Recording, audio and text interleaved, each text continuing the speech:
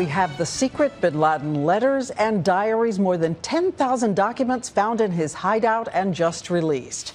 They revealed the most hunted terrorist in the world was hoping for one more deadly attack. And they also reveal he was aging, worried, and losing control over his own men. ABC's chief investigative correspondent Brian Ross is back tonight. Brian. Well, Diane, these documents recovered in the compound have proven to be hugely valuable as an insight into what might be coming next from al-Qaeda.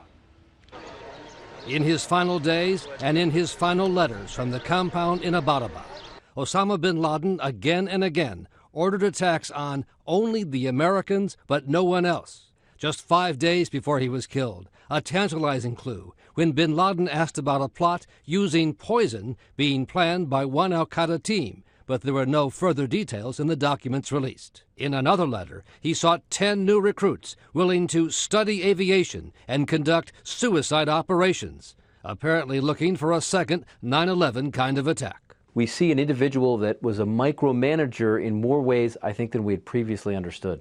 The documents released today also reveal bin Laden's order to assassinate President Obama and not target Vice President Biden because, quote, Biden is totally unprepared for that post, which will lead the U.S. into a crisis, unquote.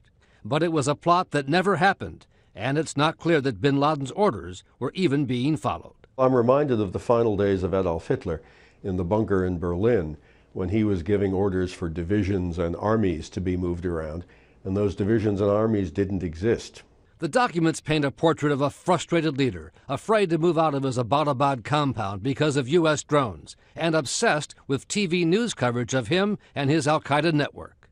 We need to understand that a huge part of the battle is the media, bin Laden wrote. He was a somewhat pathetic old man, out of touch with reality, but the organizations that he spun off, like the groups in Yemen, they are still a threat. In fact, just today, al-Qaeda began to urge its followers to attack the U.S. in a new and troubling kind of method by setting off forest fires. The terror group's online magazine provided detailed instructions on how to build a so-called ember bomb and where to place it in a hot and dry forest. Instructions that experts say were quite accurate. I think we need to take that very serious. And throughout the United States, we are in fire-prone areas.